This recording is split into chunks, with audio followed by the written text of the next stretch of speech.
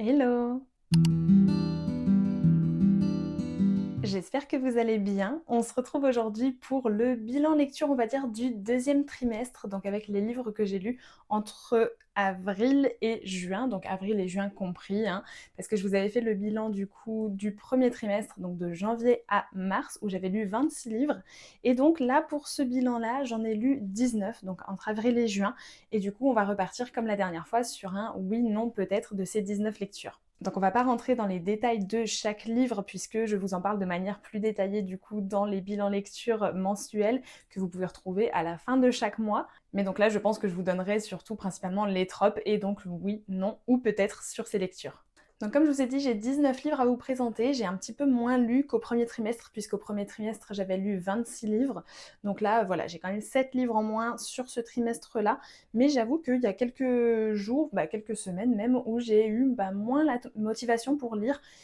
Voilà, des fois, j'arrivais pas à lire pendant plusieurs jours. J'arrivais pas à prendre le temps de lire. J'étais là sur mon téléphone à scroll. Donc voilà, j'ai moins lu. C'est pas grave, j'appelle pas ça une panne de lecture pour autant parce que des fois j'étais quand même contente de reprendre, voilà, ça me faisait plaisir de reprendre certaines de mes lectures, mais d'autres fois j'avais juste la flemme quoi. Mais bref, on va pas tarder plus que ça, je vais vous faire donc le oui non peut-être de ces 19 lectures. Alors vous allez voir, je les ai pas forcément mises dans l'ordre, on a principalement de la romance, on a aussi de la romantasy fantasy et on a quelques thrillers, voilà. Et deux dystopies. On va commencer avec La fille qui venait la nuit de Nell Lamar chez J'ai lu. Celui-là, pour moi, c'est un peut-être. L'histoire dans sa globalité était plutôt pas mal. Voilà, on est sur des parents qui cherchent une nounou pour la nuit pour garder leur bébé parce que clairement, ils n'arrivent pas à gérer, ils veulent dormir, ils n'arrivent plus du tout à gérer ça. Donc il y a la nounou qui vient, mais la nounou est bizarre. Tout le monde est un petit peu bizarre dans cette histoire.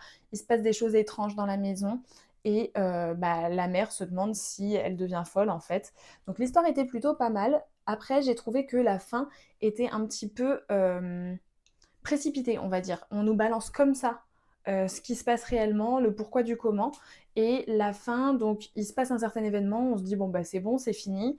Et après, on a l'épilogue où il y a encore des trucs qui vont se passer, on le sait en fait que ça va pas s'arrêter. Et je me dis, mais je sais pas, laissez cette famille vivre tranquille, quoi. Laissez-les. J'ai trouvé que voilà, la fin partait un petit peu trop en cacahuète, mais l'histoire dans la globalité était plutôt pas mal. Donc c'est un peut-être. On a ensuite Bittersweet Memories de Katharina Mora, donc c'est le tome 4 et dernier tome de sa saga Off Limits que j'ai adoré. Voilà, c'est le tome que j'ai lu du coup au mois d'avril, tout début de mois pour terminer cette saga. J'ai vraiment trop aimé, je crois que c'est mon tome préféré ou deuxième. Je sais plus si c'est mon top 1 ou top 2 de la saga. J'ai un petit doute d'un coup, mais bref, j'ai adoré cette histoire-là. On alterne donc entre la partie au passé au début du livre jusqu'à un accident de voiture qui va provoquer une amnésie à notre prota féminine. Et après, ils vont se retrouver du coup 5 ans plus tard, mais elle ne se souvient plus du tout de lui. Lui, il a passé 5 ans à la chercher parce qu'elle a disparu de la circulation. Et donc, on a toute la partie au passé avec leur rencontre, comment ils en sont venus à devenir amis, puis plus proches, et voilà, à finir ensemble. Puis l'accident, et donc la perte de mémoire. Et aujourd'hui, quand il se retrouve 5 ans plus tard et qu'il essaye clairement de reconquérir la femme qu'il aime parce que lui, c'est sa meuf. Voilà, c'est sa femme, il veut être avec elle, il ne la laissera partir avec personne d'autre. Donc voilà, c'est vraiment son couple, quoi. Et il essaye du coup de la récupérer, de la faire retomber amoureuse de lui, etc., de lui faire un petit peu retrouver la mémoire. Et j'ai adoré cette histoire. Pour moi, on est sur un grand oui. Vraiment, comme je vous ai dit, c'est mon top 1 ou top 2 de cette saga. J'ai un petit doute. Mais franchement, trop, trop belle histoire. C'était très touchant. C'était très addictif. J'avais envie à chaque fois de savoir voilà, comment ils s'étaient rencontrés, comment ça allait avancer entre eux. Et puis pourquoi il y a eu ce trou de 5 ans où ils se sont pas vus. Franchement, j'ai trop aimé. Après ça, on a Our Vicious Lies de Lila Mars chez Hugo Roman. Là, pareil, c'est un oui. On est sur une romance avec des espions, donc des agents secrets qui vont devoir prétendre être en couple, même être mariés. Donc on est sur un faux mariage, sur un faux couple. Et j'adore. Voilà, tout ça pour le bien de la mission, bien évidemment. J'ai adoré. C'était une trop trop bonne lecture. On a beaucoup d'action, beaucoup de tension, du suspense, des petits questionnements, des petits secrets, des révélations, etc. Franchement, c'était trop bien. Et la fin du livre, c'est une idée de fin que j'avais pour un de mes propres livres, si jamais un jour j'arrive à l'écrire, clairement, mais c'est des histoires en fait que j'ai en tête depuis des années et je m'étais dit je veux qu'il y en ait une où ça se passe comme ça. Et bah, la fin, c'était clairement l'idée de fin que j'avais. Donc, trop contente d'avoir vu ça déjà en livre parce que j'avais pas vu les fins comme ça encore. J'ai trouvé cette lecture très cool. Je l'avais lue en lecture commune sur le Discord d'Élise, donc j'avais mis tous mes petits post-it. J'étais un petit peu en retard par rapport à tout le groupe parce que j'avais pas pu commencer en même temps, mais ça n'a pas empêché que j'aime cette lecture. Franchement, elle était très très sympa, donc c'est un oui. Ensuite, on a Unbreakable de Alexia Foll chez Adonia. Donc ça, c'était le SP du mois d'avril. Franchement, très très bonne lecture. C'était un oui. Déjà, voilà, juste la beauté. La beauté des livres de chez Adonia, vraiment, avec tous leurs jaspages, ils sont magnifiques.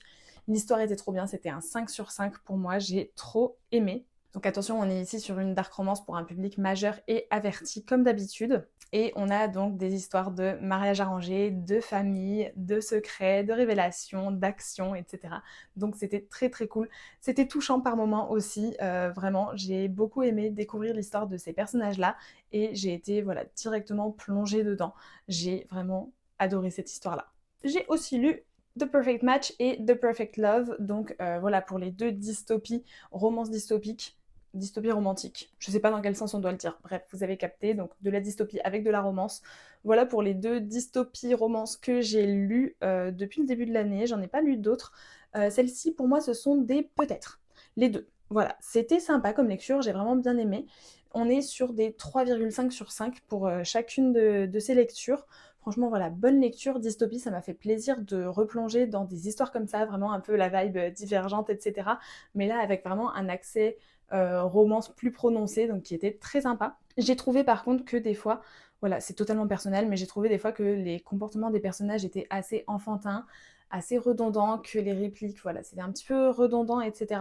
Mais l'histoire en elle-même était sympa. J'ai quand même préféré le tome 2 parce qu'il y a plus d'action dans le tome 2, plus d'action, voilà, plus de rebondissements, on va dire, parce qu'on est vraiment dans la rébellion. Donc j'ai préféré celui-là, mais voilà, les deux sont des peut-être. Ensuite, on a Royal Disaster des Emelu chez Addictive. Là, c'est un énorme oui. C'est mon seul coup de cœur pour l'instant depuis le début de cette année, si je vous dis pas de bêtises. J'essaie de regarder en même temps, j'ai mon petit cahier où j'ai fait le récapitulatif de toutes mes lectures. C'est mon petit carnet de lecture. Voilà, j'ai mis toutes mes lectures, les autrices, les notes, si c'est des SP ou pas. Enfin voilà, comme ça je sais où j'en suis. Mais de ce que je vois là, je n'ai pas eu d'autres coups de cœur. C'est vraiment celui-ci, le seul coup de cœur que j'ai eu depuis le début de l'année. Et vraiment, quelle lecture incroyable. C'est un énorme oui. J'ai adoré, j'avais déjà adoré Royal Bodyguard, donc des mêmes autrices bien sûr, qui était le livre original. Elles ont fait après ce spin-off là. Royal Bodyguard, moi il faut encore que je lise la réécriture qu'elles en ont faite, mais c'était un énorme coup de cœur, donc je m'étais dit celui-là, il y a moyen que ce soit aussi un coup de cœur si on est vraiment dans la même vibe. Et effectivement, c'est la même vibe et j'ai adoré. On est là sur de la princesse héritière qui va tomber amoureuse d'un opposant politique.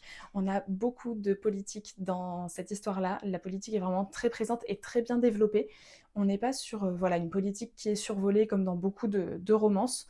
Là, vraiment, c'est très bien développé, pardon, très bien détaillé. On est vraiment plongé dedans. On prend part à certains débats, etc. Et du coup, j'ai adoré vraiment cette lecture. La romance, évidemment, voilà, romance interdite, puisqu'on est entre la princesse héritière et un opposant politique.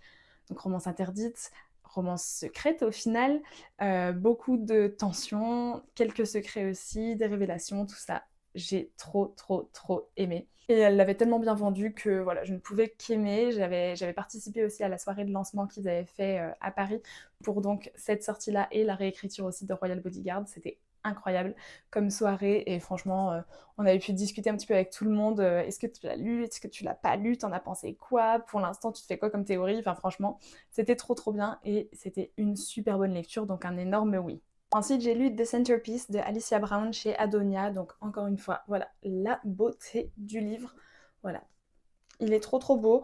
Pour moi, c'est un peut-être. L'histoire était sympa. J'ai eu un petit peu de mal à me plonger dedans. J'ai eu un petit peu de mal voilà, à me mettre dans l'histoire. J'ai pas réussi à m'attacher au personnage, malheureusement. Et j'ai trouvé que bah, des fois, c'était un petit peu long. Un petit peu long à, je sais pas, à prendre. Et c'était en même temps fast burn. Et je suis pas très fan des histoires où la relation est fast burn. J'ai trouvé qu'on passait vite du je t'aime pas à oh je suis in love. Et puis j'ai trouvé ouais, que ça venait un petit peu comme un cheveu sur la soupe au niveau de la relation amoureuse entre les personnages. J'ai trouvé qu'ils s'appréciaient trop vite d'un seul coup, sans réelle raison, j'ai envie de dire.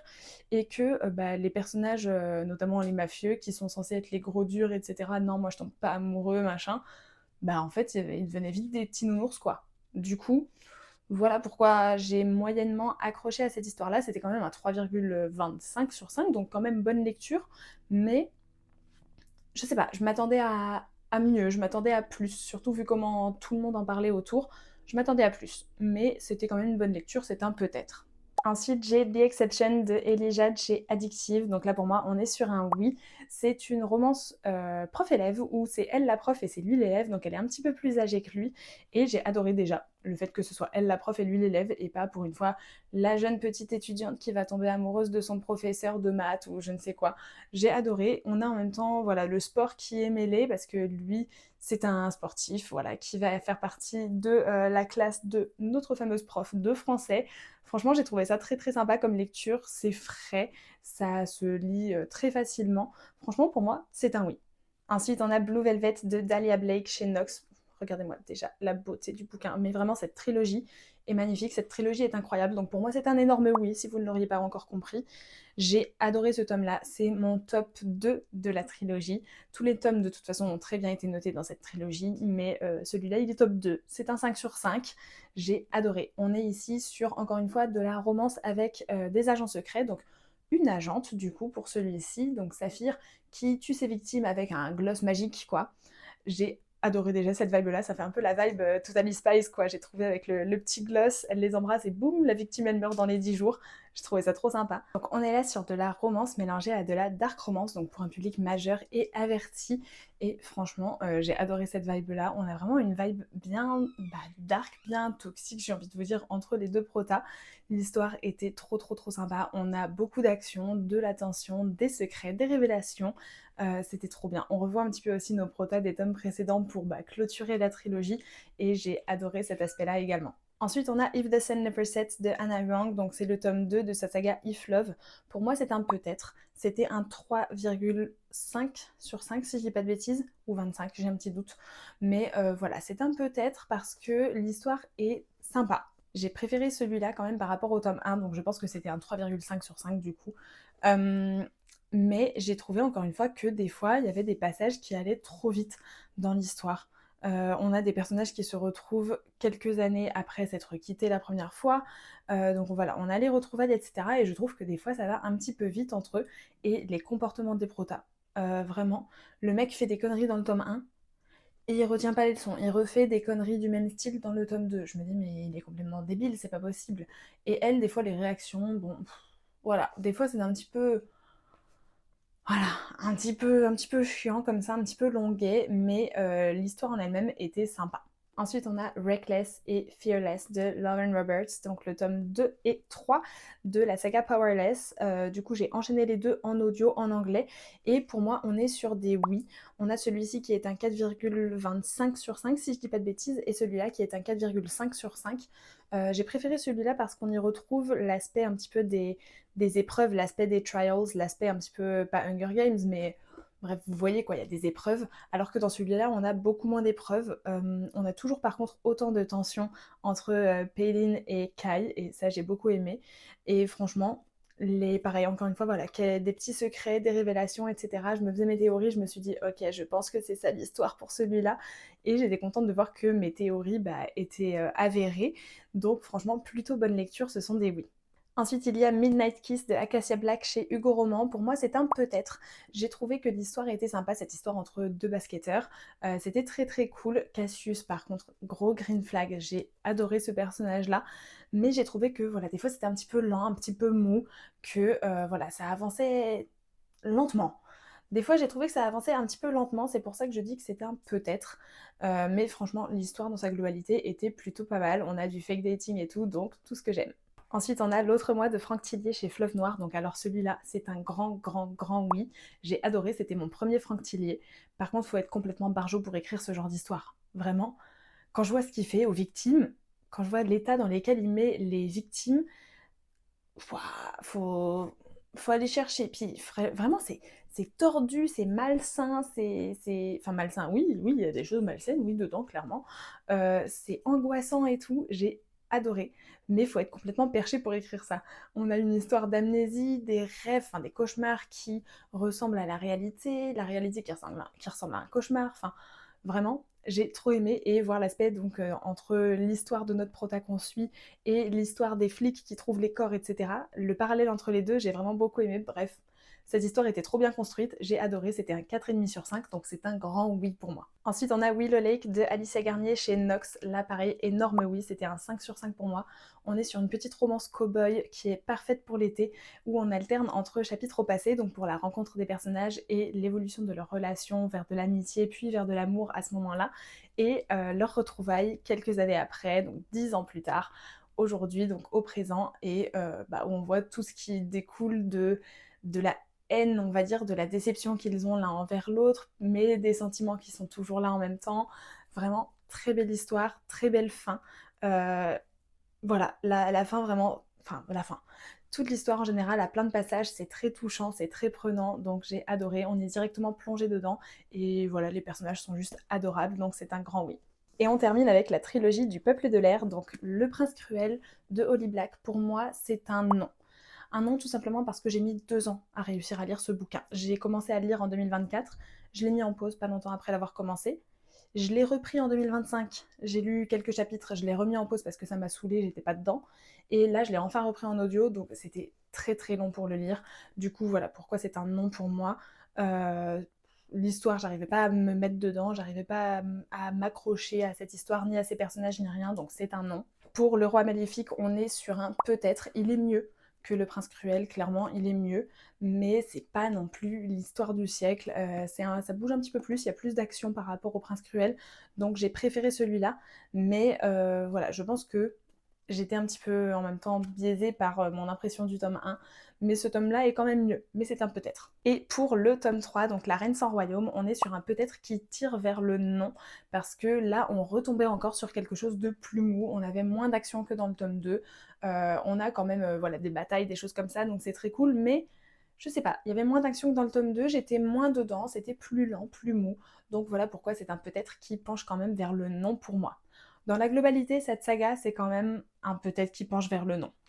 Voilà, c'est donc la fin de cette vidéo, de ce récap, de ce bilan du deuxième trimestre, donc en oui, non, peut-être. J'espère que la vidéo vous aura plu, n'hésitez pas à me dire ça en commentaire.